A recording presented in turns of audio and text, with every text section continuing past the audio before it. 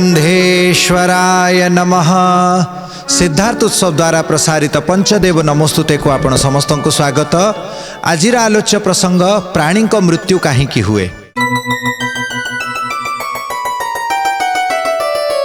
दर्शक बंधु, पूर्व अध्याय रे आपण श्रवण करुथिले भगवान नारायणकर द्वितीय अवतार देवर्षि नारदଙ୍କ विषय। देवर्षि नारद ब्रह्मांकर मानस पुत्र। ब्रह्मांकर कंठरू तांकर उत्पत्ति होइथिला। अनेक नर मानंकु निज देहरु उत्पन्न करिथिबारु ब्रह्मांकर नाम मध्य नार। तेणु नार जहाँकु देले अर्थात ब्रह्मा जहाँकु आम समस्त प्रजा मानंकु प्रदान करिसंती तांकु नारद बोला जाए। नार ब्रह्मांक द्वारा दत्त जे से नारद, पुणी नार ज्ञान जे प्रदान करती से नारद। एमती नारद ऋषि जन्मरु ही ब्रह्मचर्य व्रत पाई निजर पिता ब्रह्मा को कहिचंती। ब्रह्माजी किंतु सेथिरे कुपित ही नारद को श्राप देले। तू ब्रह्मचर्य कथा कहूचु, विवाह करिबु नाही बोली कहूचु। गोटिए नुहे 50 थरे तोर विवाह हब। देवर्षि नारद उपबर्हण गंधर्व रूप में जन्म हेले। तांकर 50टी कन्या संगरे विवाह हेला। गोटिए कन्या जे सबुठु अधिक तांकु भल पाए समस्त कन्या मानक जे मुकुटमणि तार नाम मालावती।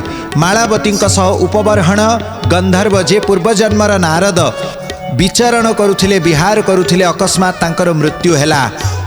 पूर्व प्रसंग रे आपण श्रवण करिसंती जे मालावती तांकर शबकु नेई व्याकुल हो पड़िचंती। समस्त देवतांकु श्राप देबाकु जाउथिले। दर्शक बंधु, देवता माने सती को भय करती। शुणिबाकू आपण समस्त को ये कथाटी हुए तो अविश्वसनीय लागिपारे, किंतु यह सत्य। सतीर सत्य को भगवान रक्षा करती। समस्त देवता माने सतीर सत्य को डरती। चरित्रवान चरित्र को समस्त देवता माने आदर करती। तपस्वीर तप को देवता आदर करती। जड़े दानीर दानपण को समस्त देवता माने आदर करती। जड़े भक्तर भक्ति को भगवान मध्य आदर करती। कारण ये सृष्टिर आधार सत्य, ये सृष्टिर आधार ज्ञान, ये सृष्टिर आधार प्रेम, ये सृष्टिर आधार परोपकार। सृष्टिर आधार को जदि देवता माने निर्भय हो जिवे, जदि ताकू हतादर करदेवे, सृष्टि रहिबो नाही। तेणु सती मालावतींकर अभिशाप भयरे समस्त देवता माने तांका आगरे प्रकट हो गले। भगवान नारायण सृष्टिर पालन कर्ता जानिचंती। उपबर्हणंकर मृत्यु उपस्थित हेइची। ए समय रे जो सृष्टिर नियम को भांगिबाटा ठीक नुहे। तेणु भगवान नारायण ही गोटे ब्राह्मण ब्रह्मचारी बालक रूप में मालावती सम्मुखरे आसीचंती। मालावती एवं से ब्राह्मण बालकर कथोपकथन चलीची। मालावती कहिले, हे ब्राह्मण देवता, कौन पाई मोर स्वामी देहांत हेले? जदि मो स्वामी एबे जीवन न पाइबे, मु जमराजों को श्राप देवी, मृत्यु कन्या को श्राप देवी, काल को श्राप देवी। ब्राह्मण ब्रह्मचारी कहिले जे हे देवी धैर्य रख। तुम मनरे जो शंका रही कहीं उपबर्हणकर देहांत हैला, मु तुम सम्मुखरे मृत्यु कन्या को ही डाकी दौची। मु तुम सम्मुखरे जमराजा को डाकी दौची, काल को डाकी दौची। कारण तुम्हें निजे मृत्यु कन्या सह काल सहित चर्चा कर एवं तांकर मृत्युर कारण भल भावरे बुझ। मालावती देखुचंती तांका आगरे मृत्यु उपस्थित हेले। ये मृत्यु कन्या किए? आमे समस्ते देखि थाउ प्राणी मरी जाती, किंतु मृत्यु कन्या को अथवा काल को अथवा जमदूत को अथवा जमराजा को क्या आमे देखा पाऊना। तेणु वैज्ञानिक दृष्टिकोण थिबा व्यक्ति माने विचार करुथिबे ये शरीर चालुची, शरीर रे जोठी किछि डिफेक्ट हैला बोली कि मनीष मरी जाए, ताहा नाही। जो लोकंकर अनेक डिफेक्ट थाए तापरे भी से माने बंची थांती। अनेक प्रकार रोग व्याधि रही रही मध्य 100 वर्ष पर्यंत मध्य बंची जाए गोटे गोटे मनीष। अपर पक्षे डाक्टर माने देखती विशेष किछि सेमिति मरिबार कारण नाही, किंतु प्राणीर मृत्यु हेई थाए। बेले बेले आमे कहि थाउ कौन हैला ना हार्ट चोक करिगला। ये हार्टटा अकस्मात कहीं चोक करिला। प्रति मिनिट रे जे 72 थर 60 थर जो हार्टटा पंपिंग करि पारे से पंपिंग करिबारे असमर्थ काहे हो जाए, अकस्मात काहे गोटे प्राणीर मृत्यु हुए।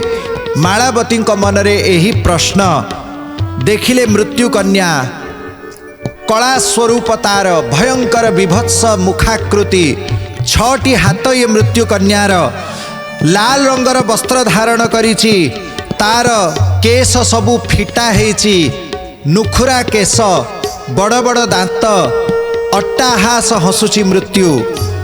जेतेबेले सम्मुख को आसीछि ता सांगरे तार स्वामी मध्य आसीचंती। मृत्युर स्वामी हेले काल एवं तांकर पुत्र अछंती 64टा रोग, जहाँ को 64 व्याधि बोला जाए। मालावती निज हातरे जपामाली धरिचंती, विभिन्न प्रकार रोग मानकर जो कफ ज्वर पित्त ज्वर ये सबू को निज आयत्तरे रखिचंती। प्रत्येक व्यक्तिर प्रत्येक प्राणीर जीव जंतु गछ लता कीट पतंग मनुष्य समस्तंकर मृत्युर कारण यही मृत्यु कन्या। निजर स्वामी काल प्रति ये महासती निजर प्रभु भगवान नारायण को भक्ति करती। ग्रीष्म ऋतुर सूर्य जेमिति जळु थाए ठीक सेमिति यांकर शरीर मध्य तेज बाहरुची, दाह होउची, जे तांको सम्मुखरे छिड़ा होउचंती सते जळी जीवे एमिति आभास होउची। एही समय रे काल पुरुष को मध्य मालावती देखि पारुचंती। ये काल पुरुष किपरि 6टी मुंड, 16टी बाहु, 24 नेत्र, 6टी पादरे चालंती। ये काल ये 6टी पाद कौन, 6टा जो ऋतु रहिचंती यही तार पाद।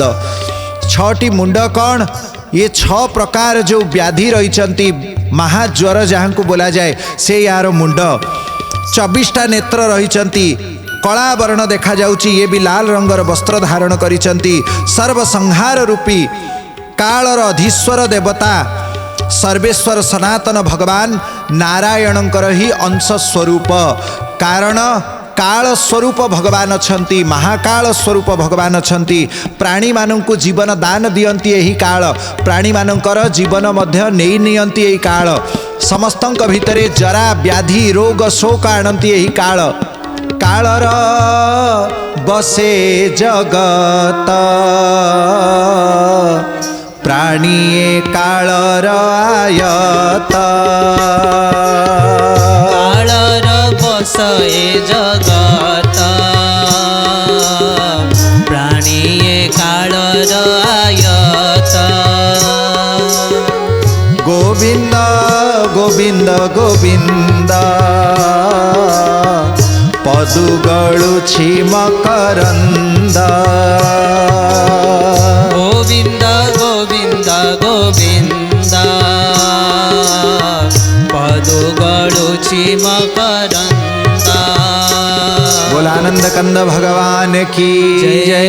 यही काल स्वरूप रे भगवान नारायण ही विचरण करुचंती। यही काल स्वरूप रे भगवान ही संहार करता, स्थिति करता एवं प्रलय करता। यही काल को दर्शन करिले मालावती प्रणाम करिचंती, मृत्यु कन्या को प्रणाम करिचंती। काल हातरे गोटे अक्षमाला। मालावती पचारे आपण पुणी काहाकू जप करुचंती सारा जगत, आपण को डरे पुणी आपण काहाकू डरंती। काल कहिले आमे जमराजा मृत्यु कन्या 33 कोटी देवता समस्त चराचर प्राणी केवल जन को ही भय करती।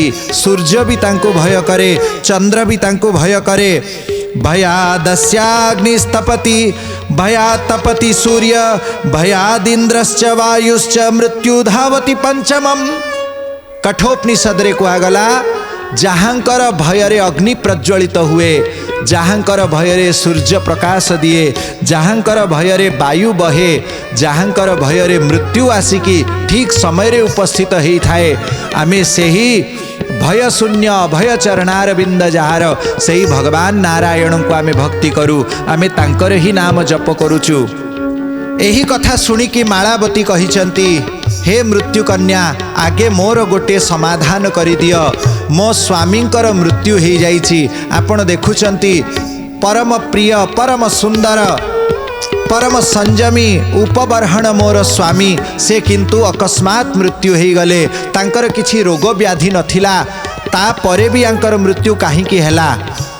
काल कन्या स्वयं कहउचंती, मृत्यु कन्या कहउचंती, हे देवी हे परम सती आमे जानिचु तुम स्वामींकर वियोगरे तुमे केमिति कष्ट पाउच, केमिति तुमे जीवन रखिबाकू असमर्थ हेई पड़ुच आमे जानिचु, आमे देखि पारुचु।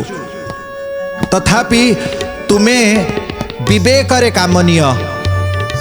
प्रत्येक व्यक्ति जो समय रे जन्म हुए सेई दिन ही भगवान विधाता ताकू श्वास गणिकी देई थांती।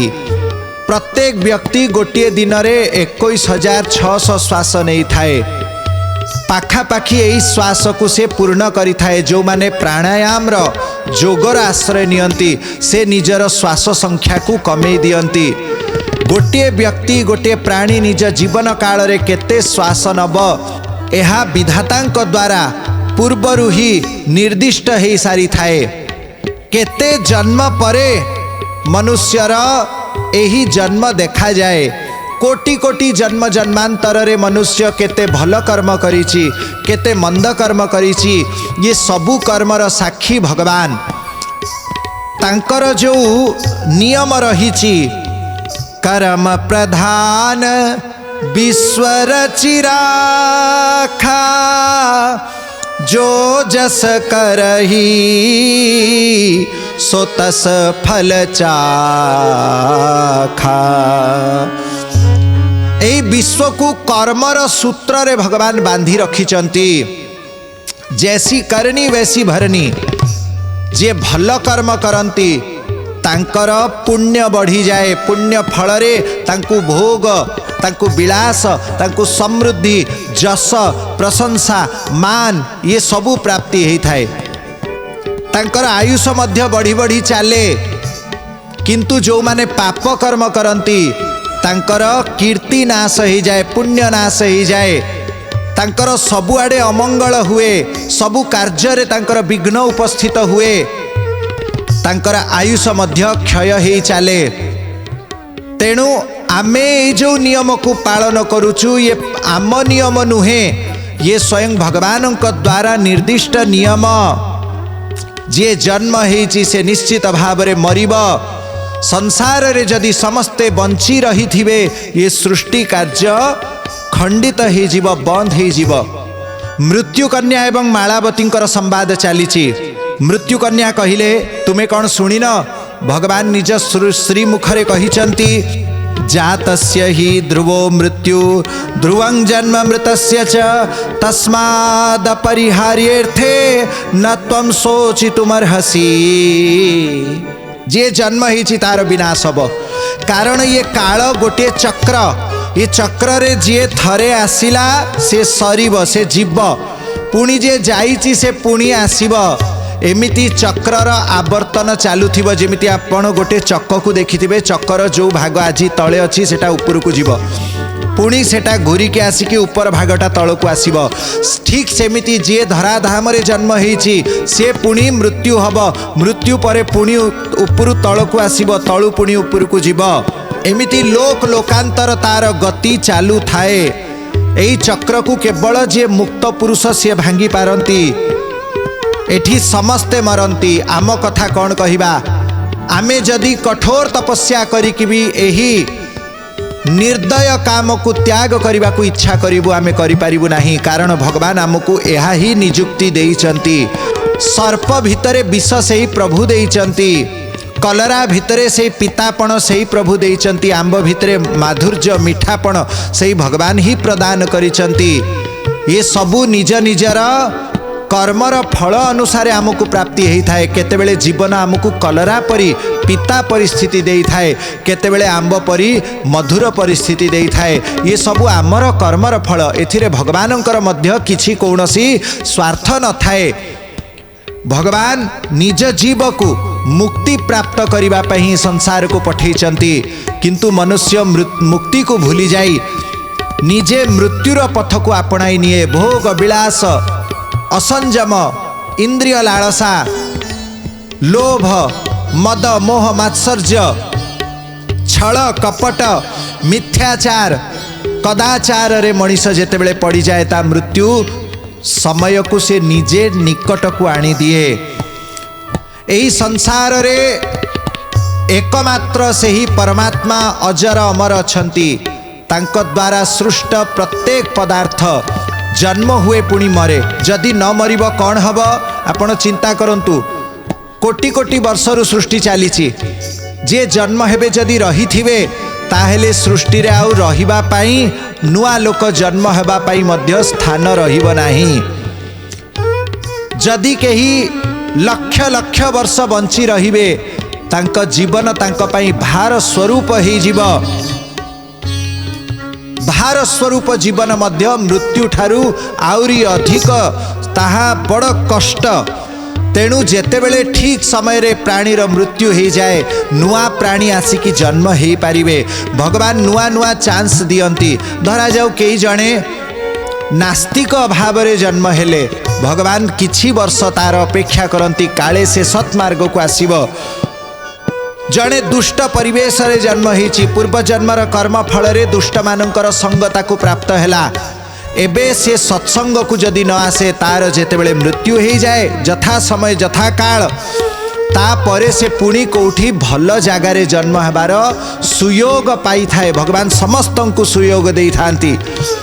जदि बाह्य परिवर्तन न पाइब तार अंतर मध्य परिवर्तन हब नाही। से मुक्ति पथरे आगे पारिब नाही, भक्ति पथरे आगे पारिब नाही। मृत्यु कन्या कहउचंती एही संसार रे ब्रह्मा जे सृष्टिकर्ता से भी मरंती दिने ना दिने। तांकर मध्य ब्रह्मांकर 100 वर्ष पूर्ति हो गले से मृत्यु प्राप्त करंती। द्वि परार्ध आयु 2 परार्ध वर्ष पर्यंत से बंचंती पुणी तांकर मध्य मृत्यु हो जाए। कालर काल महाकाल मध्य निराकार भावरे भगवान नारायणंकर हृदय कमल रे प्रवेश करी जानती। 33 कोटि देवता भी मरंती। कबीर दास जी महाराज बड़ सुंदर कथा कहिचंती। साधो ये मुर्दों का गाँव, साधो ये मुर्दों का गाँव, साधो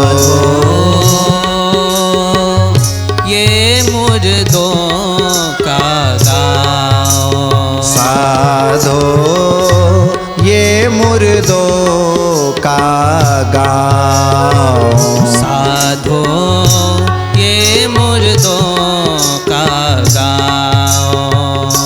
पीर भी मरी है पैगंबर मरी है, पीर भी मरी है पैगंबर मरी है जिंदा जोगी, मरी है जिंदा जोगी। राजा मरी है प्रजा मरी है, राजा मरी है प्रजा मरी है, मरी है बेदरु रोगी। साधो ये मुर्दों का गाँव, साधो ये मुर्दों का गाँव। 9 मरी है 10 मरी है, 9 मरी है 10 मरी है, मरी है सहस 88, मरी है सहस 88। कबीर दास बड़ सुंदर कथा कहउचंती। 9 मरी है, 9 अर्थ नवग्रह मध्य मरिबे। 10 मरी है अर्थात 10 दिगपाल भी मरी जीवे। समय आसिले 33 कोटि देवता भी मरी जीवे, राजा भी मरिबे, प्रजा भी मरिबे। रोगी तो मरिब, रोगी को ठीक करुथिबा, रोगी को रोगमुक्त करुथिबा वैद्य मध्य मरीजीव। ये संसार रे समस्त को दिने ना दिने मरिबा को पड़े। कबीर दास कहउचंती 33 कोटि देवहु मरी हैं, समस्ते एठी मरिबे, पुणी किए अमर रहिब मृत्यु कन्या जहा कहिचंती बड़ सुंदर कथा। केवल भगवानंकर नाम ही अमर रहिबो। जे भगवानंकर नाम जप करे ताकू केबे हेले भय रहे नहीं। जे भक्त से मृत्यु को डरे नहीं। काहे कि मरबे ते सब डरत हैं पर मेरे मरणानंद। कब मरी हो कब पाई हो पूर्ण परमानंद। कारण मृत्यु जीवनर शेष नुहे। मृत्यु आत्मार शेष गति नुहे। मृत्यु जदि हो जाए ये शरीर केवल नष्ट हो थाए किंतु आत्मा नष्ट हुए नहीं। आत्मा केबे शस्त्र अस्त्र द्वारा छेदित हुए नहीं। आत्मा को अग्नि जड़े पारे नहीं। जल ताकू बुड़े पारे नहीं। आत्मा परमात्मांकर शाश्वत अंश। जे तत्व को अनुभव करि सारिछि से परमात्मा को प्रेम करे एवं मृत्यु परे परमात्मांकर महामिलन से प्राप्त करि थाए। परम धाम गोलोक धाम वैकुंठ धाम साकेत धाम कैलाश धाम को से प्राप्ति करि थाए। भगवान जेमिति नित्य भगवानंक भक्त मध्य नित्य। भगवानंकर केबे मृत्यु हुए नहीं। तेणु भगवानंक भक्तर मध्य मृत्यु हुए नहीं। मृत्यु कन्या कहउचंती हे मालावती तुमे एवं तुम स्वामी जदि से ही महाप्रभु को शरण हब से महाप्रभुंकर नाम जप करिब से महाप्रभुंकर अभय चरणार बिंद को ध्यान करिब ये केते शरीर ये कथा भूली जाओ। आत्मस्वरूप रे तुमे स्थित हो जीव। ये शरीर को चाहिए भगवान रखी पारिबे किंतु ये शरीर प्रति मोह तुमर टूटी जीव। तुम्हें से ही सूक्ष्म शरीर जहाँ को सिद्ध देह बोला जाए से सिद्ध देह पाई कि तुम्हें भगवत पार्षद है कि प्रभुंकर अनामय धाम रे यद गत्वा न निवर्तन्ते तद धाम परमम मम से परम धाम को तुम्हें प्राप्ति करी नब। जो धाम रे रोग शोक जन्म मृत्यु जरा व्याधि किछि नाही। जो धाम रे काल र गति नहीं। जो धाम रे सूर्य चंद्र र गति नहीं। से ही परम धाम को तुम्हें आश्रय करी कि परमानंद रे लीन हे जीव। हे मालावती शोक त्याग कर। तुम्हें से ही परमात्मा को अनुभव कर। आत्मार नित्यता को अनुभव कर। ये शरीर पंचभूत रे प्रकट हेछि। ये शरीर पंच तत्व रे लीन हे जीव। मन बुद्धि चित्त अहंकार ये मध्य पंचभूतर अंश। तेणु मनरे तुम्हें दुखी होउच मनर दुख को छाड़ी दियो। मनर स्थिति को छाड़ी दियो। आत्मस्थिति को आस। अमना हे जाओ। भगवान मध्य अमना अछंती। मु मृत्यु कन्या से काल ये मोर 64 पुत्र एमाने मध्य से ही भगवानंकर निर्देश रे काम करुचंती। प्राणी मानंकर निज निजर कर्म फल प्रदान करिबा ही आमर कर्तव्य। आमर कहा प्रति राग नुहे कहा प्रति द्वेष नुहे कहा प्रति आमर कौनसी पक्षपात न थाए। आमे समस्ते से ही प्रभुंकर प्रेरणा रे कर्म करि थाउ आउ प्राणी मानंकु तांकर कर्मर फल प्रदान करि थाउ। जेतेबेले मालावती मृत्यु कन्यांकर ए कथा सुनिचंती तांकर हृदय को टिके शांति मिलिला। से बुझी पारिले जे मृत्यु अवश्यम भावी। कारण जन्म जेमिति हेछि मृत्यु भी सेमिति हब। ये शरीर ही मरे आत्मा मरे नहीं। भगवान मरंती नहीं। परम भक्त कबीर को छाती रे जेतेबेले विशाल पत्थर बांधिकी गंगारे बुड़ेई देले मोगल बादशाह कबीर सेथिरे मध्य मृत्युवरण कले नाही। गंगा उपरे चाली चाली की आसी जाइचंती। फेरी आसिले बादशाह पचारे तुमे काहे मरिल नाही। कहले जेहेतु मोर प्रभु मरंती नाही मोर राम नाम केबे मरे नाही। परम सत्य राम नाम अछि तेणु तांकु आश्रय करिछि मु। से मते मरिबाकु देउ नाहांती। तांको इच्छा बिना मु मरी पारिबि नाही। अविनाशी का बालका मरे न मारा जाए। जे से ही परमात्मांकर अंश निज को अनुभव करिदेला से मरे नाही। ये शरीर मरी पारे आत्मा मरे नाही। यह ही परम सत्य। आजिर अध्याय को एठी विश्राम देवा। पुणी भगवान नारदंकर अनेक लीला कथा श्रवण करिबा पई देखु थांतु पंचदेव नमोस्तुते। गुरुबंधेश्वराय नमः।